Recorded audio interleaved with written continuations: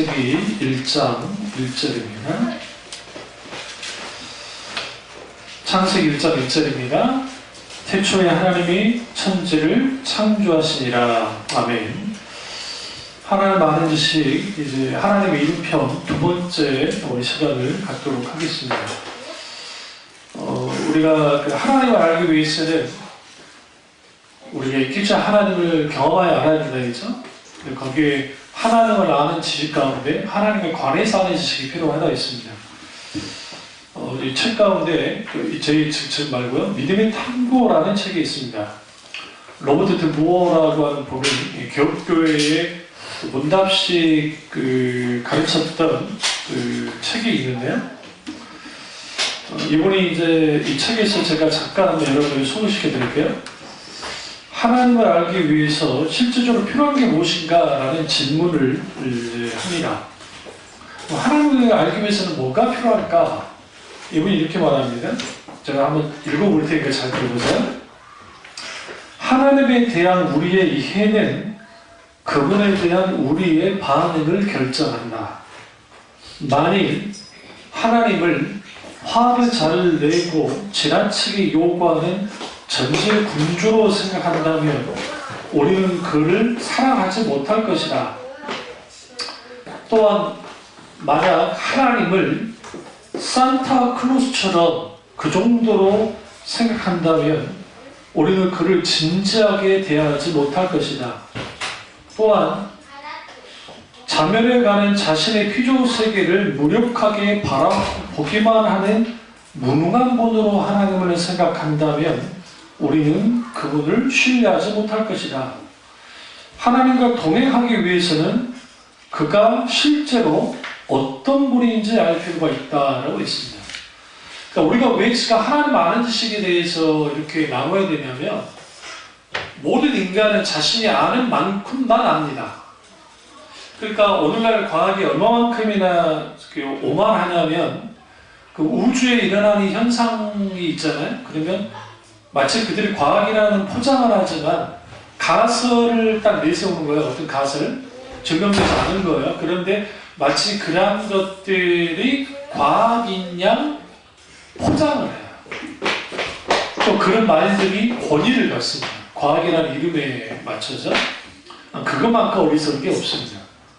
모든 인간은 자기가 아는 만큼만 알고 반응하게 돼 있어요. 그러니까 우리가 하나님을 믿을 때 내가 하나님을 아는 만큼만 믿을 수 있어요. 그래서 성령이 우리 가운데 계시하시고 비추시고 조명하실 때에 우리를 계속 알게 하시기 그거고, 우리가 하나님 알기를 왜 힘써야 되냐면 하나님을 깊이 알고 또 알아가고 알아가야 우리가 좀 더 깊이 하나님을 알 수 있기 때문에 그렇습니다. 그리고 그분을 알아야 그분을 신뢰할 수 있고, 그분을 신뢰함 속에서 하나님에 대한 사랑이 차고 넘치는 것을 보게 되어집니다. 이제 이따 부분에 이제 제가 스스로 계시는 분, 그런 부분들은 제가 후에 말씀드리고요. 이제 책으로 한번 가보시면, 이제 우리는 본격적으로 엘로힘을 다루고 있습니다. 15페이지입니다. 엘로힘은 강하신 하나님이라는 뜻입니다. 여기서 이제 보시면 15페이지 보시면 창세기 1장 1절부터 2장 3절까지 하나님이 천지 만물을 창조하신 내용을 계시한 본문에는 창조 하나님의 이름이 엘로힘, 복수 혹은 단수요법으로 35회나 반복돼서 강조되고 있습니다. 그러니까 우리가 한글 성경에는 하나님 그러니까 우리는 그냥 하나님인가 보다라고 하지만 사실 히브리 원전에는 엘로힘으로 되어 있습니다. 이걸 깊이 아셔야 돼요. 엘로힘은 복수용법으로 사용될 때는 이방신을 지칭할 때도 쓰이긴 했지만, 여기 보면 이제 그러죠. 그리고 이스라엘 하나님을 지칭할 때는 매우 드물게 복수 개념으로 쓰였습니다. 그럼 왜 복수 개념으로 쓰이느냐? 하나님이 여러분이어서가 아니라 잘 보세요. 여기도 나왔을 거예요. 제가 그 용법 가운데 어미형하고 그렇죠? 쓰면서 여러분 해드려야 더 쉬울 텐데, L 플러스 로 힘이 되어 있는 거예요. 그러니까 하나의 언어가 이 복합어로 딱 여기 들어가 있는 거야. 그래서 이게 강조형 복수야. 강조형 복수할 말은 무슨 말이냐면, 예전에 말씀드렸죠? 워터가 물이지만 워터에다 쓰를 붙여 뭐라 했죠? 홍수라는 것처럼 이제 하나님이 강하신 분이다 할 때에 이것이 이제 복수용법으로 같이 사용된 겁니다. 그래서 그 L은 여기 보시면 밑에서 5번째 줄 15페이지 L이라는 단어의 본래 뜻은 강한 자, 능력이 있는 자로 성경에는 강하고 능력이 있는 분이라는 의미로 사용되었다. 특히 엘로힘의 명사 복수용법으로 사용될 때는 힘, 위엄, 장엄함을 뜻한다. 이는 하나님의 위대하심과 장엄하심 때문에 엘로힘이라는 복수 명사를 쓴 것입니다. 16페이지 넘어가셔야 돼요. 반면에 엘로힘이 동사로 쓰일 때는 단수용법으로 사용되는데, 여기 정관사 아시죠? 우리 영어의 더음이 정관사인데, 정관사는 한정되는 거예요. 이것만 유일한 거. 그러니까 그때는 단수로 취급될 때가 있습니다. 그래서 창세기 1장 1절에 엘로힘은 뭐예요? 한 분이신 하나님을 뜻할 때 쓰였어요. 오늘 제가 부분 읽었던 엘로힘 할 때 한 분이신 하나님이 천지 만물을 창조하셨다라고 되어 있습니다. 그리고 엽기서 31장 2절에도 엘로하흐라고 하는 단어가 쓰였는데, 이 제한적으로 쓰였어요. 이것도 강하고 위엄 있는 하나님에 대해서 분명하게 말을 하고 있습니다. 그러면 여기 이제 16페이지 적어도 12페이지 줄 많은 신학자들이 엘로힘의 하나님을 두 가지 면으로 보는데, 하나는 창세기 1장 1절에 하나님의 신명칭이 엘로힘으로 사용된 것으로 봐 삼위일체 하나님이 천지 창조사에 동참하셨다는 견해를 보는 거예요. 그러니까 이게 하나님 복수라는 표현도 써요, 신학적으로. 이게 뭐냐면 하나님이 복수적이진 않아요. 그러니까 우리가 삼위일체가 왜 어렵냐면 성부 하나님, 성자 하나님, 성자 하나님 따로 있는 게 아니에요. 삼신이 아니에요. 그러니까 한 분이신 하나님이신데 세 윗격, 세 성품을 갖고 있는 거예요. 윗격을. 세 윗격을. 근데 이분들이 한 분이에요. 이게 신비적인 연합을 했기 때문에 우리의 지식과 우리의 언어로는 이 삼일체 하나님을 설명할 수가 없어요. 그러니까 아무리 여기 대단한 신학자가 와도 이걸 정확하게 설명할 수가 없어요. 신비에 가려있기 때문에. 그래서 우리가 이 삼일체를 이해할 때 좀 조심해야 됩니다.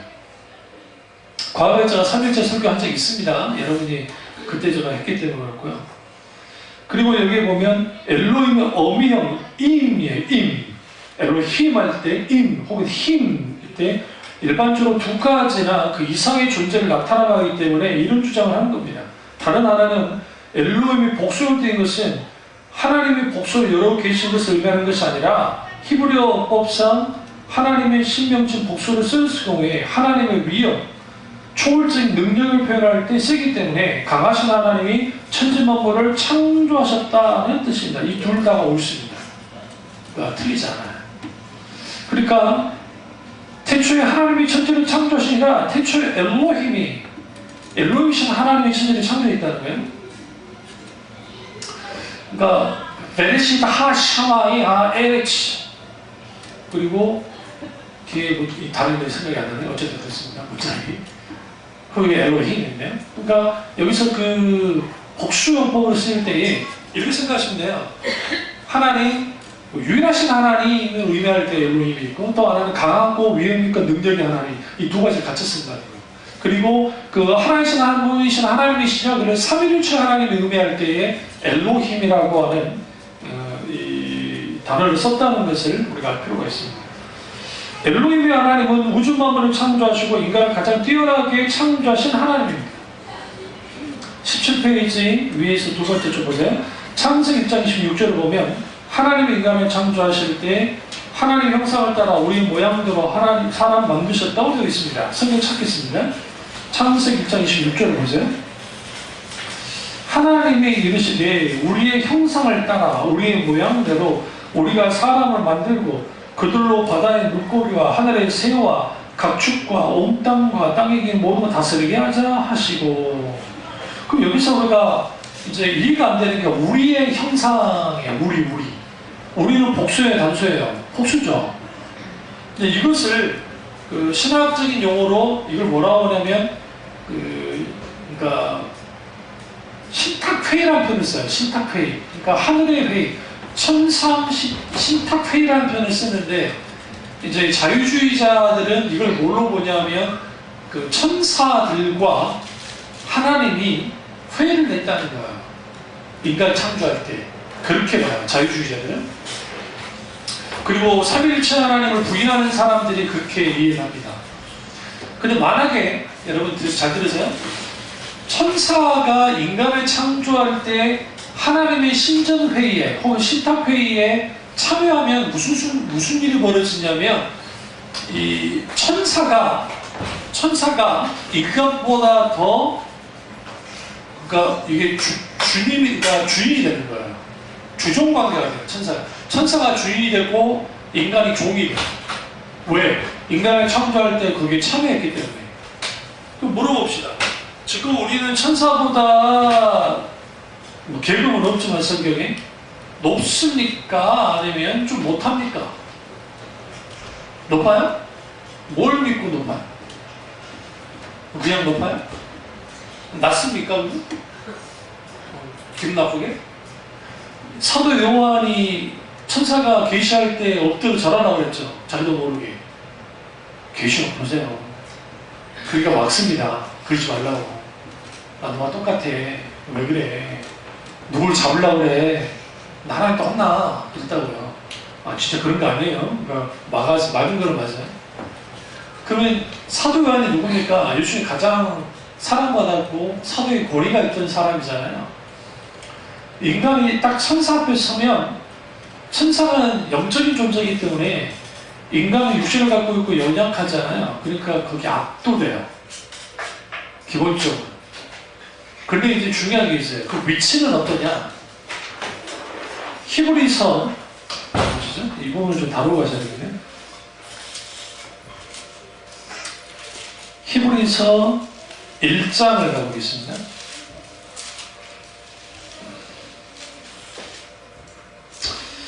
그 히브리서 1장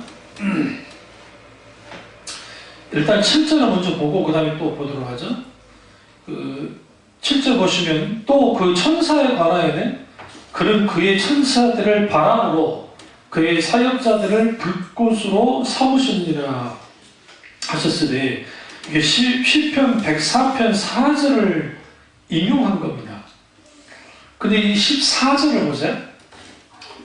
히브리서 1장 14절 모든 천사들은 무슨 용어로? 섬기는 용어로서 구원받을 상속자들을 위하여 섬기라고 보내심이 아니냐. 여기서 천사와 우리의 위치가 딱 달라져요. 여기서 이제 시제가 미리 시제예요. 상속자들을 위하여. 그러니까 구원받을 상속자들을 위하여 섬기라고 보내신 자들이 아니냐. 그러면 아까 구원받은 인간이 천사보다 위에 있다라는 표현이 틀린 건 아니에요. 그런데 어떤 의미에서 그러면 그게 좀 아직까지는 그게 오류가 있는 거냐면 완전한 하나님의 구원이 일어나야 돼요. 완전히 하나님의 구원이 일어나게 될 때, 그리고 그 구원받은 백성들을 천사가 뭐예요? 섬기는 거예요. 섬기는 종으로 쓰였어요. 그래서 천국에는 계급이 없습니다. 없지만 굳이 나누면 하나님이 계시고 그리고 순교자들, 그러니까 하나님의 보호자에 가까이 나가는 사람들일수록 하나님의 영광이 가득한 사람들. 그래서 14만 4천 명이 계시록에 나오는 14만 4천 명이 소위 말하는 이만희가 말하는 그냥 14만 4천 명 여호와 증인이나 그런 사람들이 말하는 14만 4천 명이 아니라 어린 양의 피로 핍박 속에서 신앙을 잃지 않고 순교한 교회를 이제 이걸 은유적으로 14만 4천 명이라는 표현으로 써놓은 거예요. 그러니까 숫자가 14만 4천 명이 중요한 게 아니에요. 그걸 그렇게 아셔야 돼요. 그러니까 그들이 하나님의 보호자 앞에까지 나아가요. 그리고 하나님께 뭐예요? 찬양해요. 어린 양의 피를 찬양을 해요. 거룩하다 거룩하다 만군의 여호와여 하면서 어린 양이 찬양을 딱 하니까 계시록에 뭐라고 하냐면 갑자기 천사들이 탁 나타나가지고 부러워서 죽으려고. 왜 부러워 죽으려면 그들이 어린 양이 찬양을 하는 걸 보고 그들은 어린 양이 찬양을 못해요. 왜? 예수 그리스도는 천사를 위해 십자가에 죽으신 게 아니에요. 예수 그리스도는 인간을 위해 죽으셨기 때문에 구원받은 백성만 예수 그리스도의 십자가의 은혜로 구원받은 하나님의 사람들만이 쉽게만 우리 십자가 찬양을 할 수 있는 거예요. 어린 양이 찬양을 할 수 있는 거예요. 천사들은 마음이 그냥 부러워서 구경을 해요. 왜요? 그 천사가 그래서 뭐예요? 부러워. 받으셨대요? 유령도 아닌데 이러면서 저기 이제 천사가 그런 거예요. 여기 이제 우리가 신비주의는 여기 천사가 그런 거예요. 천사가. 그러니까 우리가 그 천사들은 그래요. 그럼 제가 왜 이렇게 말하냐면 이 창세기 1장에 나오는 이 엘로힘을 천사라고 보는 사람도 있어요. 천사 하면서 막 그런 식으로 해석하고 하죠. 엉뚱한 사람도 있습니다. 그러면 또 이 천상 회의는 하나님과 천사가 회의해서 만든 게 아니에요. 우리가 우리 형상을 따라 우리 모양대로 창조하자는 것은 천상 회의는 아니고 이거는 뭐냐면 삼위일체의 하나님이 뭐 하는 거예요? 서로 의견을 나누시는 거예요. 다시 말씀드립니다. 천사는 구원받을 하나님의 구원받을 그 상속자들을 섬기는 영웅이에요. 그 천사는 절대로 인간 위에 있을 수가 없어요. 무슨 말이죠? 그러나 아직 우리는 구원을 받았어도 구원이 완성되지 않았고 연약하게 아주 죄 가운데 있기 때문에 천사를 딱 만나기 실제로 천사를 만나기 우리도 모르게 거기에 압도되는 것이 분명해요. 그리고 우리보다 강한 존재는 분명해요. 그럼에도 불구하고 완전한 하나님의 진음을 통해서 구원이 일어나면 우리의 위치가 달라져요. 천사가. 그러면 그걸 통해서 우리는 뭘 할 수 있냐면 천사가 결코 천상회의에 참여할 수가 없어요. 피조물을 창조하는 데 참여한다? 그럼 웃기는 거예요. 그게. 그러면 얘는 뭘로 봐야 되냐? 하나님의 계획을 삼위일체 하나님이 계획하시는 거예요. 서로 이제 말씀하시는 겁니다. 여기 우리라는 표현이 뭐와 연결을 시켜야 되냐면 우리가 엘로힘이라고 하는 이 하나님의 신명칭과 연결시켜야 돼요. 그래서 삼위일체 하나님이 서로 뭐 하셨다? 이제 그 인간 창조에 대한 이야기를 이제 나누셨다는 거예요. 이 부분을 에베소서 1장을 가보세요. 에베소서 1장을 가보시면 참 에베소서라는 말씀이 아주 소중합니다. 모든 말씀이 다 소중하지만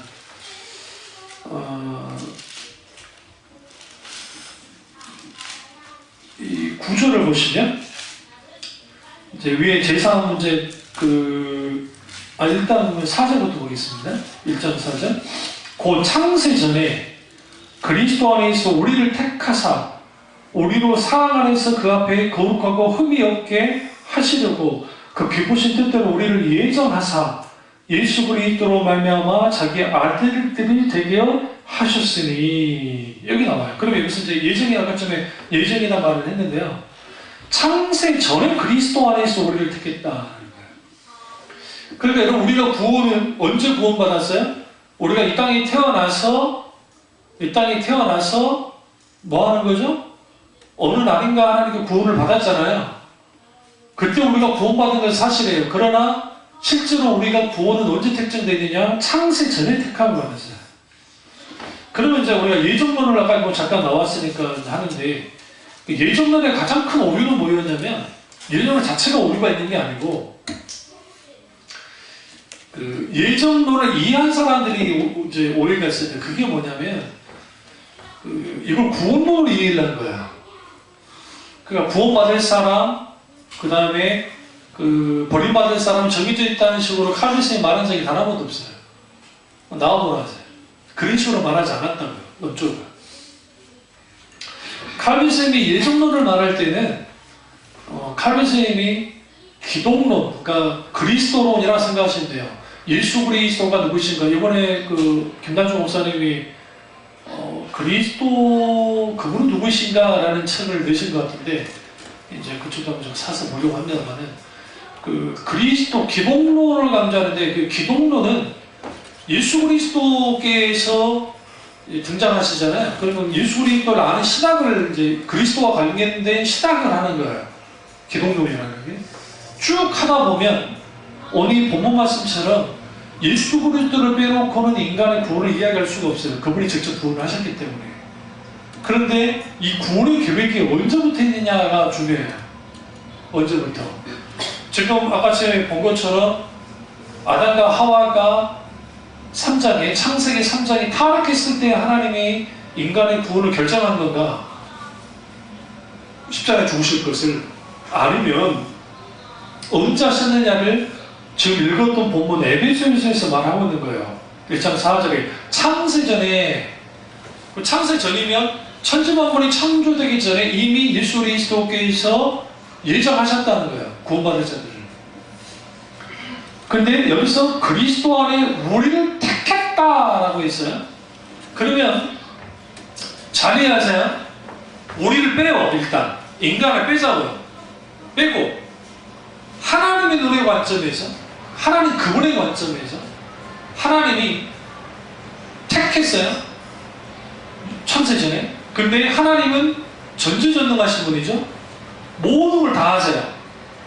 아시기 때문에 이 사람이 끝까지 예수를 믿지 않을 사람과 믿을 사람은 알아요, 몰라요? 하나님은 아세요. 아세요.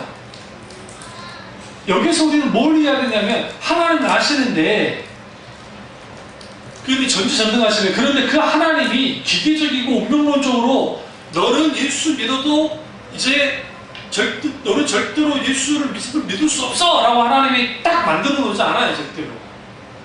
인간에게 자유의지를 그대로 줘요. 다. 하나님은 아시지만 자유의지를 다 줘요. 알고 계시지만. 그리고 하나님이 어떻게 하느냐. 이 정도는 가장 큰 핵심은 뭐냐면 하나님이 구원받을 자들을 향하여 예정하고 택하셔서 반드시 구원을 이루신다는 거예요. 그게 강조점이에요. 예정론의 강조점이에요. 사실.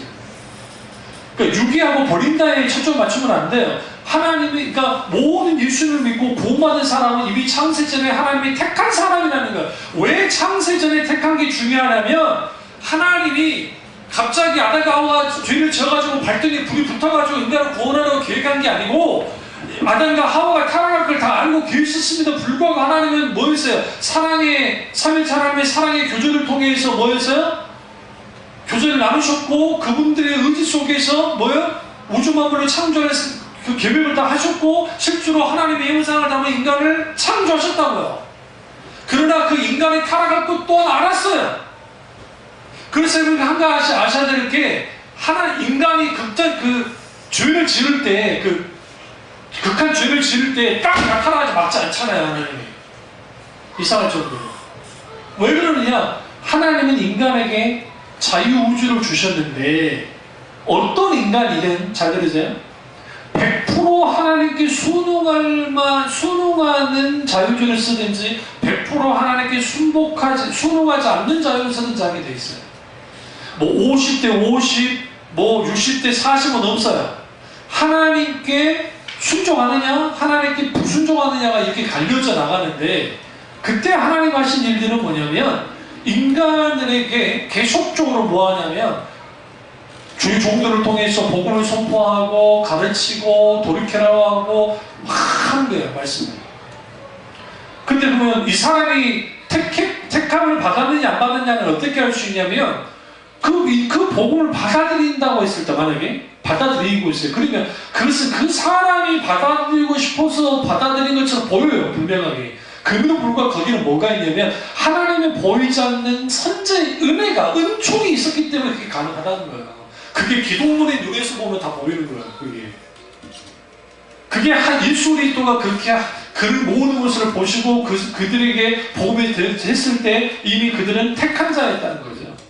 그리고 그것은 기계적으로 이렇게 고정되어 있던 게 아니라 주님은 인간에게 자유주의를 주셔서 충분히 그들이 살아가게 하고 결단하고 이러한 것들은 하나님의 은혜, 하나님의 말씀에, 하나님의 어떤 복음 전파에 그들이 어떻게 반응하냐에 따라서 결과는 달라지지만 그러나 하나님 차원에서는 주님은 다 알고 계시다는 거예요.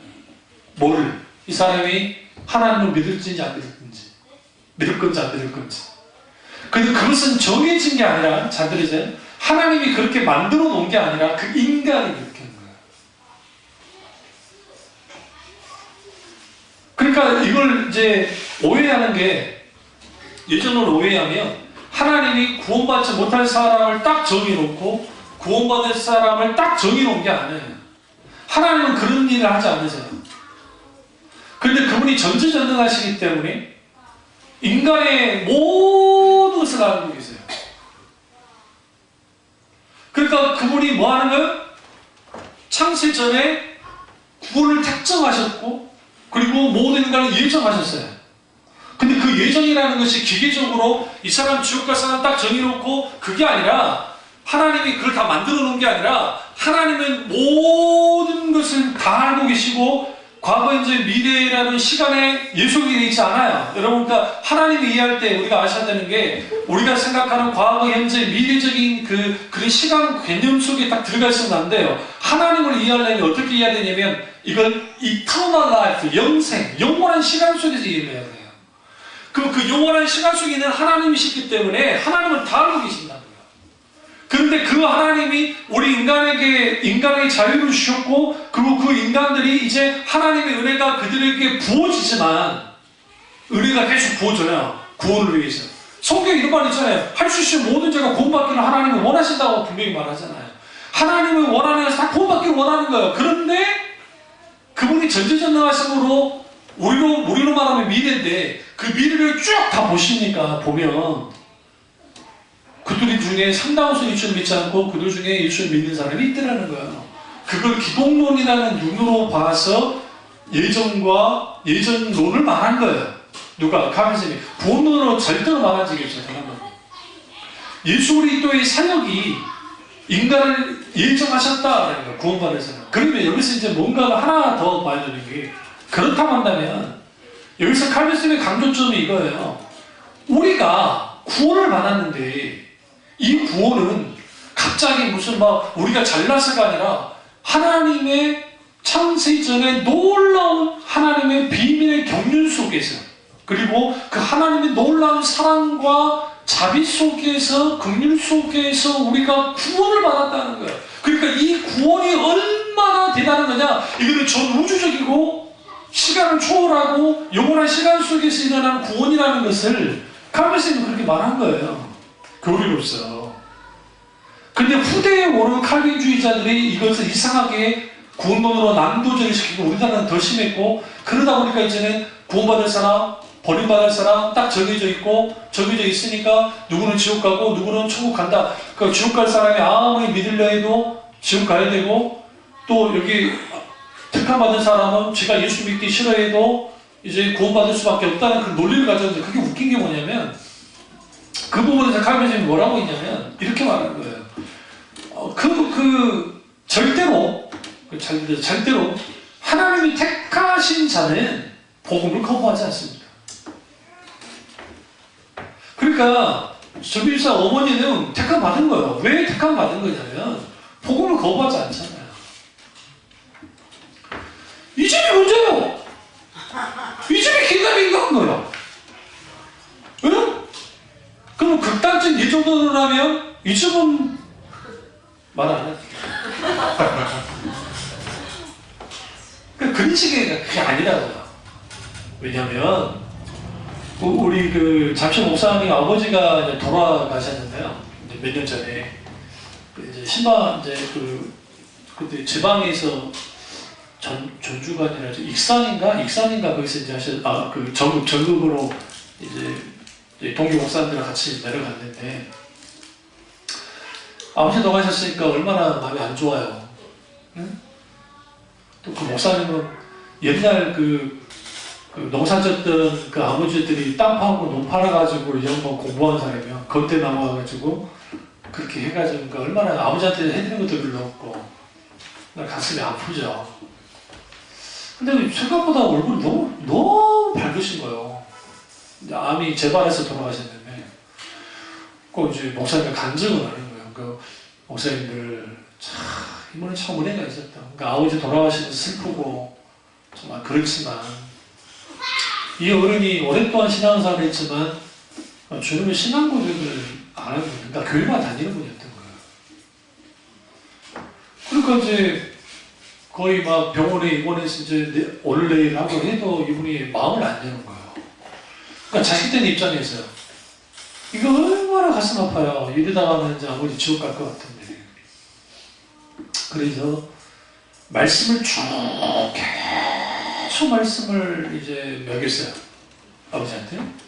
계속 이제 구호의 서전부터 시작해서 계속 말씀을 했더니 오늘 갑자기 주님을 고백하기 시작하고 하면서 죽기 직전에 그 공포감이 있더니 갑자기 평안해지시더니 거기에 기쁨이 있더니 신앙 고백을 하고 돌아가셨어요.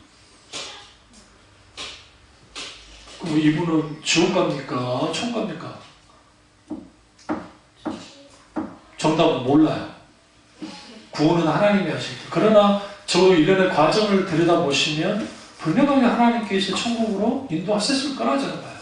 그러니까 왜 그러냐면 그래서 우리가 소위 알메니아주의자들 그 감류교나 성결교나 순복음이나 그런 분들이 장로교회 예정론을 막 공격하면서 그럼 구원받은 사람이 정해져 있고 버림받아서 정해져 있으니까 전도도 필요 없겠네. 전하지 말아라. 그 논리를 가지고 나와요. 근데 그건 아주 잘못된 예정론에 대한 이해를 가지고 나와서 그래요. 그럼 왜 우리는 복음을 전해야 되느냐? 그 이유는 뭐냐면 아직도 그 복음이 전해져야, 그러니까 예수 그리스도의 복음이 전해져야 거기에 하나님이 택하신 실질적인 하나님의 은혜의 역사가 일어나기 때문이에요. 그래서 주님이 인간에게 자유우주를 주셨고 기독론의 관점, 하나님의 관점에서는 이게 이 사람이 구원받을 사람인지 아닌지는 알아요. 그러나 우리 관점에서는 몰라요. 우리 관점에서 보자고요. 우리 관점에서 이 사람이 구원받았는지 안 받았는지 모른다고. 우리가 어떻게 알겠어요? 그러니까 우리는 뭐 하는 거예요? 그들에게 복음을 전하는 거예요. 복음을 전하라고. 예수 믿으라고. 그리고 거기에서 놀란 하나님의 은혜 가운데 그들이 복음을 받아들이고 믿게 되면 그럼 그 사람은 선택받은 사람이에요. 택함받은 사람이에요. 언제? 창세 전에. 그러니까 우리는 뭐 해야 되냐면 인간의 자유우주를 통해서 하나님을 믿는 거, 그걸 이제 감류교나 그런 데에서는 내가 믿을래야 믿지. 그래, 장로교에서는 그 믿으려고 하는 것 자체가 하나님 은혜가 없으면 안 된다는 거예요. 이 둘 다 거의 비슷해요. 근데 이제 신학적인 논쟁이 있을 뿐인데, 우리가 여기서 이제 말씀드리고 싶은 건 뭐냐면, 하나님이 인간의 구원을 계획하실 때에 언제 있다? 창세 전에 하셨다는 얘기죠. 그러니까 우리의 구원의 역사는 창세 전에 역사하신 거예요. 당연히 인간을 창조하실 때 삼위일체 하나님이 뭐 하셨겠어요? 사랑의 교제 속에서 인간을 창조한 거예요. 그러니까 천사 외에는 절대로 천사가 들어올 수 있다 없다? 없어요. 만약에 천사가 우리가 우리 형상을 따라 우리의 모양을 할 때 그 우리 속에 천사가 들어가 있으면, 하나님과 천사가 들어가 있으면, 그럼 천사가 우리에게 신적인 존재가 아니에요. 우리에게 신적인 존재가 아니에요. 또 하나 봅시다. 물어봅시다. 천사가 날개가 있을까 없을까요? 왜 이러세요? 아니 이사야 6장에 뭐 나왔어요? 사람이 날개 있어요 없어요? 몇 개요? 몇 개? 6개. 6날개. 두 날개로는 다리를 가리고, 두 날개는 눈을 가렸고, 두 눈을 가렸고, 두 날개는 나라에 날고 있었단 말이에요. 미켈란젤로가, 이제 미켈란젤로 말해줄게요. 미켈란젤로가 그 평생에 가장 후회한 게 있었어요. 그게 뭐냐면 천사를 그릴 때의 날개를 그린 거였어요. 날개를. 성경 보시면 천사들이 나타날 때 날개가 보였나요? 스랍 천사는 좀 달라요. 일반 천사와 스랍은 다른 이유가 스랍의 생김새가 우리로 말하면 오늘날 말하면 괴물 같아요. 사자의 무슨 뭐에 환타지 뭐지 마시죠? 환타지 모습처럼 보이고 있어요. 이게 뭐냐면 그들이 강하고 그 하나님의 가장 가까운 보좌에 있는 천사의 이미지로 보이지만 성경에 나오는 천사들은 다 사람 모습과 똑같이 나와요. 보세요. 똑같이 나와요. 그 대표적인 게 천사들 아브라함이 세 사람을 맞이하잖아요. 맞이할 때에 한 분은 하나님이시고 성육신하기 전에 예수 그리스도를 보는데 하나님이시고 한 분이시고 그리고 두 사람 누구였어요? 천사였어요. 그럼 날개가 있었으면 다 알아봤겠죠. 천사가 왔네? 근데 사람이라는 표현을 썼단 말이에요. 그래서 미켈란젤로가 그림을 처음에는 이제 천장하나 뭐 이런 거 할 때는 날개를 그리다가 그분이 이제 후레에 가서는 딱 날개를 안 그려요. 그러니까 미켈란젤로라는 인물이 중세, 그러니까 르네상스 시대에 카톨릭 신자인 불명하지만 그 사람은 영향을 줬던 보티첼리 말고 갑자기 이름이 있어요.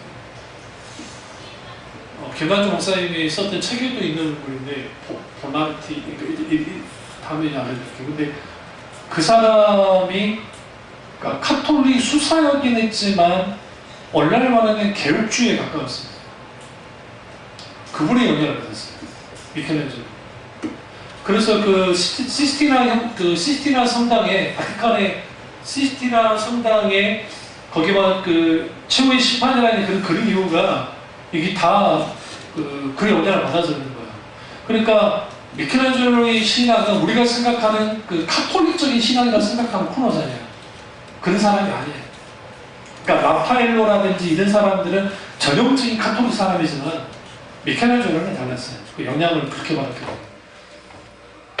그러니까 무슨 말씀드리려고 하냐면 우리가 성경을 보면서 우리가 정형화된 것이 있으니까 천사는 날개가 있고 날아다닌다. 그리고 이런 거는 다 보편적이 되어버렸어요. 그러나 성경 어느 곳을 봐도 천사가 날개가 있다는 것은 서랍 빼놓고는 없어요. 6 날개를 갖고 있는 서랍들을 빼놓고는 없어요. 그래서 천사의 생김새가 어쩐지 몰라요. 그리고 아기 천사들이 있죠. 네? 천사들 중에 아기가 있을까요? 응? 천사들은 장가도 가지도 않잖아요. 애들은 못 나요. 그래서 엔젤 하잖아요. 엔젤. 이제 헬라어로는 앙겔루스라고 그러는데, 앙겔루스 할 때 이걸 뭐냐면, 우리가 중성이라는 표현을 써요, 중성. 물론 이제 천사가 남성형으로 쓰긴 하지만, 의미로 받아들일 때는 중성형으로 만들어요. 왜 중성형이냐면 이게 남자든 여자든, 여자 천사 보셨어요? 환타지 같은 데는 나타나는데, 실제로 여자 천사 보셨어요? 없어요. 남성형인데 중성적으로 받아들여요. 그래서 천사들은 생산을 할 수 없어요. 그러니까 자식을 할 수 없기 때문에 당연히 애가 없죠. 물론 하나님이 심심하셔서 그래 애도 필요해 만들었으면 할 말은 없지만 그러질 않았다는 겁니다. 그러니까 우리가 그걸 좀 알 필요가 있고, 그래서 천사들의 위치가 피조물의 위치에 있고, 당연히 구원받지 못한 사람들에 있어서는 천사가 완전히 우월합니다. 월등합니다. 그러나 구원받은 하나님의 백성에게 있어서는 천사의 위치라는 것은 우리를 섬기는 종으로서의 위치에 있다라는 거, 그걸 이해하면 됩니다. 그리고 다시 한번 책으로 가보시면 18페이지로 넘어가시죠. 시편 139편 14절 보면 내가 주께 감사하오면 나를 지으시기 심히 기묘하시리라. 주께서 하신 일이 기이하심을 내 영혼이 잘 아나이다. 그러니까 여러분 성경에서 천지창조 기사가 제일 많이 나오는 것이 어딜까요? 지금 시편 읽었잖아요. 시편. 창조 기사가 가장 많이 나온 것이 시편이에요. 그러니까 시편을 빼놓고는 천지창조 기사를 말할 수가 없어요. 왜 그러냐면 창세기에 나와 있는 천지창조 기사 외에 상당수의 천지창조 기사가 시편에 많이 나와 있어요. 그리고 욥기서에도 나오기도 하고, 그러니까 그런 의미에서 우리가 시편을 그러니까 여러분이 막 읽을 게 아니라 시편을 쭉 보다 보면 거기에 하나님이 어떻게 천지 만물을 창조하셨는지를 분명하게 알 수가 있습니다. 그래서 엘로힘의 하나님은 잊지 마세요. 삼일체 하나님으로서 복수적인 의미로서의 삼일체 하나님으로서의 하나님, 또는 강하고 위험 있고 능력 있는 하나님이라는 의미를 갖고 있고, 창세기 1장부터 그 다음에 그 2장 3절인가요? 4절 3절까지 다 엘로힘의 하나님이라는 것 이해되시죠? 그렇게 쓰였다는 거예요. 그 다음에 저 넘어가시면 19페이지 엘샤다이 하나님이에요. 전능하신 하나님.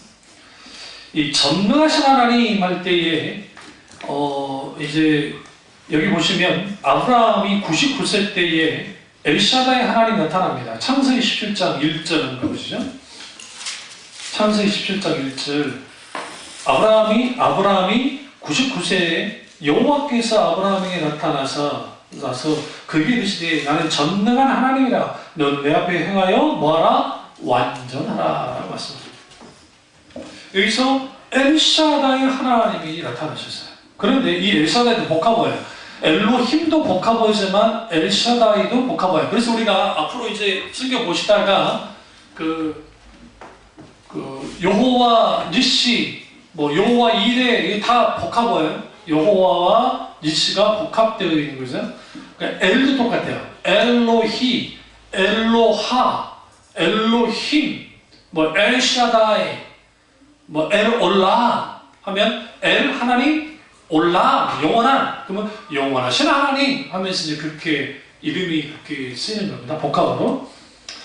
근데 이제 여기는 이 엘은 이제 고대 근동의 가나안 지역의 말 그대로 신명칭이라 있잖아요. 엘이라는 게 그냥 신명칭이에요. 그리고 강하고 능력이 있는 그런 의미를 갖고 힘을 뜻하는 의미이고, 샤다이가 이게 이제 굉장히 중요해요. 가슴이 있는 이라는 뜻이에요. 샤다이가. 히브리어의 샤디에서 난 파생입니다. 근데 여기서 이제 이 책은 이렇게 하는데, 이걸 좀 더 깊이 보면, 이 히브리어도 히브리어지만 고대 수메르어죠. 그러니까 수메르어 이후에 아카드어라는 게 있습니다. 그러니까 여러분이 그걸 잘 모르니까 최초의 문명은 중국 황하 문명도, 인더스 문명도, 그 다음에 이집트 문명도 아니에요, 사실은. 실제로 최초의 문명은 메소포타미아로 보는 겁니다. 왜 그러냐면 고고학적인 모든 발견들을 통해서 보면 그게 잘 빨라요. 근데 최초의 제국이 나오는데 이제 그게 수메르라고 하는 제국이 나옵니다. 지금의 이란, 이라크, 페르시아, 아프가니스탄 이리까지 전체를 다 포괄하는 거예요. 전체. 거기가 이제 수메르고, 그 수메르에서 수메르를 멸망시키고 나온 민족이 아카드족입니다. 아카드 왕국이 생깁니다. 여기에 아카드어라는 게 있어요. 근데 이 아카드어의 샤다이가 엄마의 유방이라는 뜻이에요. 엄마의 젖가슴이라는 뜻이에요. 그럼 이제 거기에서 영향을 받은 히브리어에서 샤드라는 게 나온 거예요. 샤드. 그래서 가슴이 있는 이라는 표현을 썼고, 그러면 이게 뭐예요? 젖을 먹이는 하나님이라는 뜻이에요. 그러니까 우리 한글 성경에 엘샤다이를 전능하신 하나님이라고 번역을 해놓으니까 사람들이 다 어떤 생각이냐면, 전능하신 하나님 하면 다 무슨 생각이에요? 능력 있고 강하고 그런 하나님이라는 생각을 해요. 그런데 사실은 이거는 우리를 돌보고, 이런 표현을 쓰면 좀 그렇지만 엄마처럼 돌보고 양육해 주신 하나님이라는 의미가 더 엘샤다이는 더 강합니다. 이거는 제가 만들어낸 게 아니에요, 여러분. 이거는 실제 신학적으로 다 대부분이 실질적으로 인정을 받는 학설입니다, 사실. 그리고 20페이지 봐보시면 아브라함이 99세 때에 여호와께서 아브라함에 나타나서 이제 전혀 하나님 됐죠. 너는 완전하면서 내가 내 언약을 너와 너 사이에 세워 너로 심히 번성하게 하리라 하세요.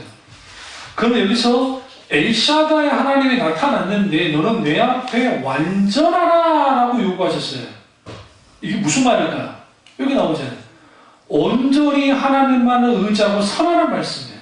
이게 엘샤다이 하나님 믿는 믿음이에요. 여러분 보세요. 길을 가다가 개가 막 짖어요.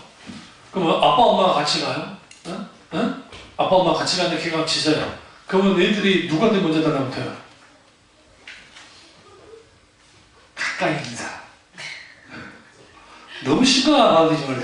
엄마니까 나한테 올 거야. 근데 애들이 엄마보다는 그래도 아빠가 더 강하잖아요. 안 그런 아빠도 있겠지만. 그 엄마보다 아빠가 강하지만 아빠한테 달라붙어서 막 할 것 같잖아요. 응? 그러면 전체로 의지하죠.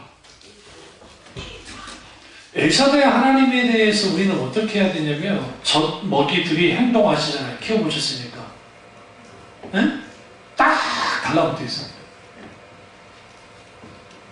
절대적으로 오잖아. 그러니까 엘샤다의 하나님이 누구에게 나타났다? 아브라함에 나타났다는 것은 너는 어떻게 나만 의지하고 내 앞에만 있어야 돼. 내가 너를 보호해주고 지켜주고 양육해주고 다 해줄게 라는 거예요. 그게 엘샤다의 하나님이에요. 그 대표적인 게 여기 보면 오병의 기적이 엘샤다의 하나님이 나타나요. 여러분 그 생각 안 해보셨죠?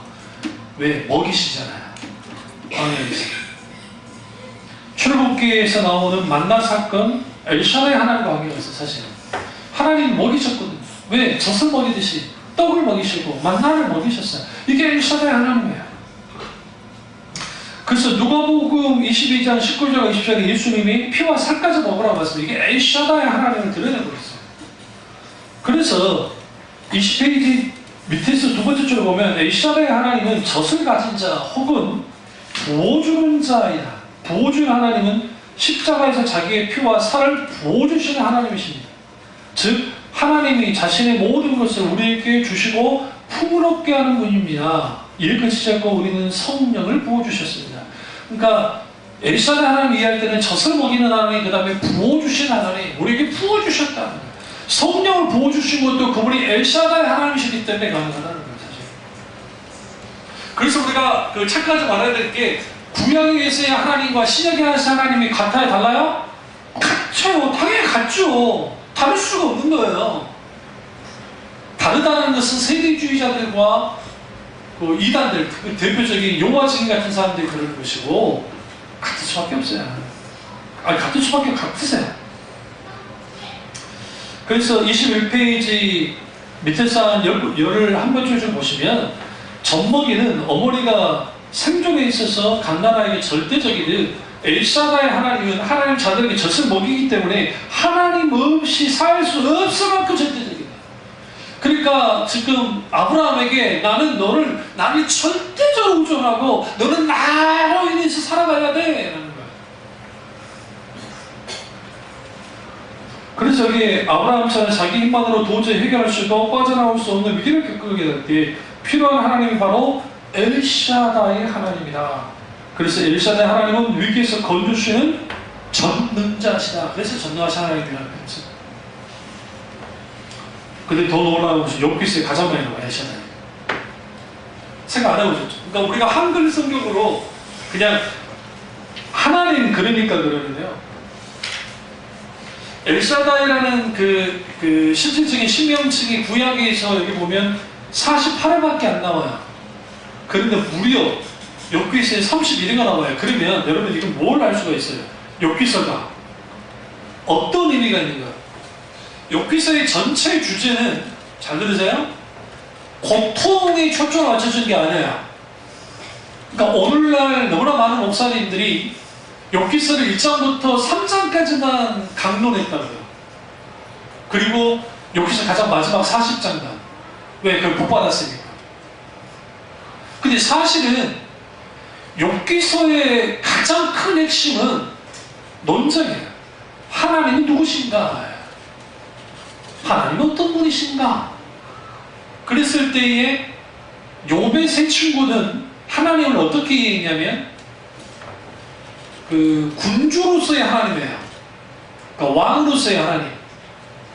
왕으로서의 하나님은 어떤 분일까요? 군주는 자신의 명령에 잘 따르면 상을 주지만 자신의 명령에 잘 따르지 않으면 벌을 줘요. 왕이라는 게. 그러니까 그들의 논리는 이거예요. 하나님은 군주시고 하나님은 왕이신 분이신데 네가 지금 이렇게 아프다는 게 뭐겠냐? 이 병든 게 뭐냐? 네 집안에 있는 이 저주받은 게 뭐겠냐? 네가 하나님께 불순종해서 이렇게 된 것이다 라고 말하는 거예요. 그러니까 그들이 하나님을 인식할 때 군주로서의 하나님, 왕으로서의 하나님을 이해하니까 당연히 그렇게 볼 수밖에 없는 거예요. 그리고 거기에 인과이로라 했죠. 심들을 거둔다고 하는 그 논리를 가지고 너는 그렇게 된 거야 라고 하면서 막 합니다. 그러니까 이제 욥이 뭐라 그래요? 억울한 거야. 억울한 거야. 그러면서 하나님이 나를 죽이셨으면 차라리 나으셨겠다 할 때 하나님이 뭐냐? 엘샤다이. 전능하신 하나님이라는 신명책이 그래서 쭉 나와요. 그렇다고 해서 뭐를 드러내느냐? 욥이 하나님을 절대적으로 우절하고 있음을 드러내고 있어요. 우리가 히브리 원전을 가지고 이를 찾아보지 않아서 그러는데 욥이 계속 엘샤다이 하나님에 대해서 말하는 거예요. 그리고 실제로 하나님도 엘샤다이 하나님으로서 나타나는 거예요. 계속.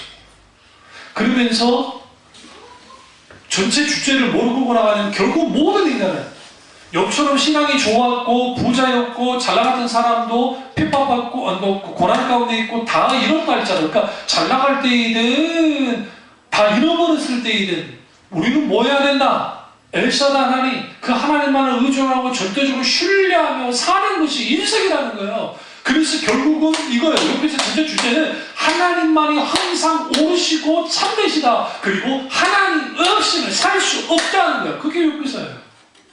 단순히 고난에 집중되어 있지 않아요. 고통에. 왜 어떻게 알 수 있냐면 만약에 고통과 고난에 집중되어 있으면 하나님이 그 고난의 문제에 대해서 먼저 계속 말씀하셨을 거예요. 그런데 뭐라고 해요? 자기들이 논쟁하고 욥기서 38장이 딱 됐을 때 하나님이 딱 나타나 하시는 말씀이 나는 누군지 폭풍과는 말씀하시기를 나 여호와 너와 스스로 변론하기 원한다 하면서 내가 천지만물을 창조할 때 너 있었냐라고 하시잖아요. 대답할 수 없는 것을 가지고 주님이 계속 말씀합니다. 내가 하나님 어떤 분이신지. 그러면서 뭘 깨뜨려버리냐면 군주로서의 하나님이 분명히 존재해요. 그분이 왕이시니까, 만왕의 왕이시니까. 그러나 그 정도의 하나님이 아니라는 거예요. 그리고 지금 욥에게 계시는 하나님 엘샤다의 하나님으로서 그리고 모든 만물을 창조하셔 다스리시고 거기에 햇색의 은혜를 주시는 그런 하나님의 은혜이시고 그분은 항상 오르시고 항상 하나님만이 정의로우신 분이라는 것을 분명하게 드러내고 하나님의 모든 계획과 모든 것은 어떻게다? 선하시다. 비록 욥이 고통을 받아도 하나님은 선하시다는 것을 사탄과의 뭘 통해서 내기처럼 뭐냐면 내기라기보다는 사탄을 주님이 그걸 통해서 끄끈다는 거예요. 하나님은 하나님 되심을 잘 드러내는 게 욥기서예요. 그래서 여러분 그 성경에서 가장 아름다운 그 문체로서의 아름다운 것이 어디냐? 욥기예요. 여러분 히브리 원전을 보지 않았어요. 그리고 또 하나는 예레미야 예가예요. 예레미야 예가는 한많은 이 세상 똑같아. 있잖아요. 읽으면 울어요. 왜냐면 그 히브리어나 헬라어는 운율이 있습니다. 그 숫자가 없거든요. 운율이 있어가지고 문장 하나하나 문장 하나하나가 아이 그냥 후벼 파요. 웬만한 믿음이 있는 사람들은 그 읽다가 다 잊지 못하고 흐르게 울어요. 왜? 하나님의 마음이 예언자인 예레미야 마음도 있지만 하나님의 마음이 거기에 확 녹아져 있어요. 성경이 그렇게 위대하고 성경이 그렇게 아름다워요. 그런데 안 읽어. 23페이지 보시면 여호와 스스로 계신 하나님. 이제 그 여호와 스스로 계신 하나님은 그 여호와라는 이름은 오직 유일하신 하나님께만 붙어지는 칭호입니다. 우리는 이걸 이제 보시면 출애굽기 3장 가보시면 16절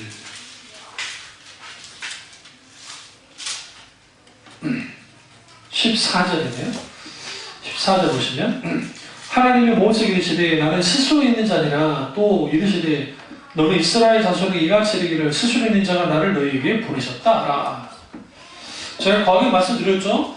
그 아브라함과 이삭과 야곱과 요셉에게 있어서는 아직 그 시대의 사람들에게 여호와 하나님이 계시되지 않았다고요. 왜 그러냐면 그들은 아직 그 구원의 하나님이 누군지를 몰라요. 몰랐기 때문에. 그렇다고 해서 그러면 아예 없는 거잖아요. 그렇진 않고요. 주님이 가죽옷을 지어 입히시죠. 아담과 하와가 타락하고 난 다음에 가죽옷을 지어 입히는 행위. 그러니까 그 가죽옷을 지어서 입혔어. 그러니까 최초의 인간은 다 모피 코트를 입었던 거예요. 비싼 옷을 입었다고요. 요즘 여러분 그거 안 드셨어요? 겪으러 가면 안 되는데 요즘 소비 패턴이 어떠냐면 3만원짜리 옷에 500만원짜리 가방을 들고 다닌대요. 웃을 게 아니에요. 진짜라니까. 그러니까 요즘 사람들이 옷 같은 거는 그렇게 안 하는데 가방만 비싼 거 모시고 다녀요. 비가 오시면 어떡해요? 나는 맞아도 돼. 나 같은 거 맞아도 돼. 그런 거예요. 이런 사람들은 뭐예요?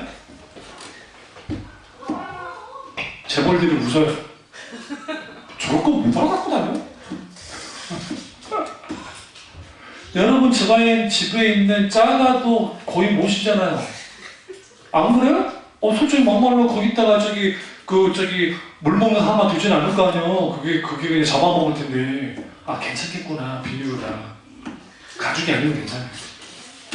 농담입니다. 무시하려는 건 아니고 그런 것도 나도 없으니까. 근데 왜 그러냐면 그런 걸 통해서 기쁨을 누린대요. 그래서 옷도 1, 2만원짜리, 3만원짜리까지는 잘 파는데요. 근데 중저가 중에 10만원, 20만원은 안 파는데요. 그래서 돈 모으려고 뭔지 아세요? 수십만원하고, 그러니까 수백만원 하는 것들은 엄청 잘 파는데요. 요즘 친구들이 돈을 모아서 그런 옷을 구입을 한대요. 일부러는. 그리고 또 안 먹고 평상시에 아끼다가 돈을 모아요. 그 비싸게 산 옷과 신발님과 구두님과 그 다음에 한 2, 30만원짜리 하는 그런 레스토랑 아주 근사한데 가가지고 딱 들어가면 거기 종업원들은 스캔해두면 압니다. 근데 딱 보니까 삐까삐까해. 이거 좀 살구나. 함부로 안 합니다. 그 대접을 잘 받고 나옵니다. 그리고 한 달 동안 또 거지처럼 삽니다. 그리고 또 와서 또 그렇게 해요. 그게 오늘 요즘 그 친구들의 소비 스타일. 나 같은 사람들 쫓겨나서요. 전혀 신경 안 써요. 내 신발 보셨어요? 이렇게 스케치랑 오늘 신경 맞추고 다니거든요. 그러니까 왜 그러냐? 공허해서 그래요. 공허해서. 뭔가 저희가 또 대접받고 싶은 마음이 있어가지고. 우리 하나님은 어떤 하나님? 스스로 계신 하나님이다. 여기서 여호와라는 뜻, 밑에서 한 12번째 여호와 이름은 존재하다, 존재하게 되다라는 의미를 가져요. 아카데인 하와에서 유래된 것으로 하나님의 존재 또는 본질을 지칭하는 신명칭이다. 그러면 가죽옷 말하다가 이제 그거로 갔는데 그 가죽옷을 입혔다 할 때에 입히셨어요. 그 행동이 이걸 헬라어로 소테르라고 합니다. 소테르라는 뭐냐면 구원의 행동이에요. 그러니까 이미 구약에도 하나님이 인간 구원에 대한 행동을 하세요. 계시를 통해서. 그리고 그 구원을 하시는 구체적인 하나님이 나타나요. 그게 이제 호렙산에, 호렙산이 신의 산이에요. 똑같은 그러니까 신의 산, 그 다음에 호렙산 똑같은 산을 가지고 이름만 다를 뿐이에요. 절대로 헷갈리지 마세요. 호렙산 따로 있고 신의 산 따로 있지 않습니다. 그리고 우리 여러분이 무식한 사람들이 뭐냐면 산 하니까 딱 하나만 생각하면 안 돼요. 관악산 얼마나 큽니까? 예? 저기 과천까지 갑니다. 그러니까 관악산이 신동에 있는 관악산만이 아니에요. 그게 아주 커가지고 그게 그 과천에도 그게 관악산이듯이 신의산도 어마어마하게 커요. 우리 설악산 하면 설악산 하나만 그러지 않잖아요. 무슨 뭐 하듯이 엄청나게 큽니다. 그래서 그 지역 사람들이 어쩔 때는 그걸 신의산이라고, 왜 신하의관도 있으니까 신의산이라는 표현도 쓰지만 또는 호렙산이라는 표현을 썼다는 거 이해하셔야 돼요. 그 호렙산에서 하나님이 나타나셨어요. 그러나 사실은 여러분 이 여호와라는 신명칭이 어디서 나타나느냐? 창세기 2장 4절 보세요. 이것이 천지가 창조될 때 하늘과 땅의 내리니 여호와 하나님이 땅과 하늘을 만드시던 날에. 그러니까 여기서 여기는 여호와 하나님이 나타나요. 아브라함과 이삭과 야곱과 요셉이 여호와 하나님을 알지 못했다 했잖아요. 그럼 그 하나님은 살아서 역사하신 분들도 계셨지만 아직 계시되지 않았기 때문에, 그러나 성경에는 이미 그 여호와 하나님이 계속 계시되고 있었어요. 근데 여호와 하나님은 창조주 하나님과 동일하신 하나님의 사실을 강조한 의도가 담겨 있기 때문이다 라고 이제 여기 써놨잖아요. 그러니까 이때 여호와 혹은 여호와 엘로힘이라는 복합 명칭으로 소개되고 있다. 그럼 여기서 여호와 하나님 할 때 여호와 엘로힘이야. 무슨 아시죠? 그래서 하나님의 이름이 창조주 하나님과 동일하신 이름이라는 의미를 담았어요. 이거 누가 쓴 거예요? 지금 창세기를 모세가 쓴 거예요. 모세가 호렙산에서 여호와 하나님을 계시를 받았어요. 그러니까 자기가 만난 그 하나님이 창조주 하나님이다 라는 것을 의도적으로 창세기 2장 4절에 거기다가 여호와 엘로힘이라고 한 거예요. 우리 성경에는 여호와 하나님이라 되어 있지만 그렇게 의도적으로 드러내는 거예요. 그러면 여기에서 초월적인 하나님은 엘로힘이에요. 강하고 능하고 전능하신 하나님, 위대하시고 막 강한 위엄 있는 하나님이시니까. 근데 그 초월적인 하나님뿐만 아니라 이 땅에 찾아오셔서 자기 형상 지원받은 인간과 함께 교제하는 인격적인 하나님을 나타내는 이름 뭐냐? 여호와. 어떻게 하시느냐? 하나님이 호렙산에 딱 나타나가지고 모세와 뭐 하는 거예요? 대화하는 것이잖아요. 대화를 나누셨던 그분이 스스로 나를 위해서 뭐랬다가 여호와다. 그래서 같이 말씀하시고 인격적 교제를 나누신 분이 여호와 하나님이에요. 뒤로 넘어가시면 24페이지 구약에 6823번이 나와요. 엄청 많이 나오죠. 대부분 여호와 나와요. 근데 이제 우리 한글 성경이잖아요. 우리 한글 성경에 상당 부분이 이게 많이 빠져 있어요. 여호와라는 명칭이요. 그냥 하나님으로 대체하는 경우가 많아요. 그래서 여호와라는 하나님이라는 고유명사로서 고대 모압 비문에 이스라엘 하나님을 여호와라고 확인되고, 여호와의 이름은 모세가 미디안 광야에 40년 광야사를 하다가 호렙산 떨기나무 소원받을 때 가장 잘 나타난다. 오늘 지금 봤던 3장 14절에 나는 스스로 있는 자니라는 의미 속에 잘 나타나고, 또 하나는 뭐냐면 이거예요. 무엇보다도 아브라함과 이삭과 야곱의 말씀의 구원의 언약을 모세를 통해 출입시키기 전에는 여기서 살아서 행동하신 하나님, 이게 굉장히 중요해요. 그럼 이걸 이제 예수님께로 가지고 나가야 되고요. 어떻게 가지고 나가야 되냐면 살아서 행동하신 하나님 할 때, 그러면 아브라함, 이삭과 야곱과 요셉에게 나타나는 엘샤다의 하나님 나타났어요. 그리고 엘로의 하나님 분명히 나타났죠. 그리고 동시적으로 이게 여호와 엘로힘이라고 하는 2장 4절의 말씀을 통해서 결국 그 하나님이 여호와 하나님이셨다는 분명하게 드러내요. 그러다 예수님이 뭐까지 연결을 시키냐면 아브라함과 이삭과 야곱의 하나님이 곧 나의 하나님이고 너의 하나님 되어야 된다라고 말씀하세요. 무엇을 연결시켜요?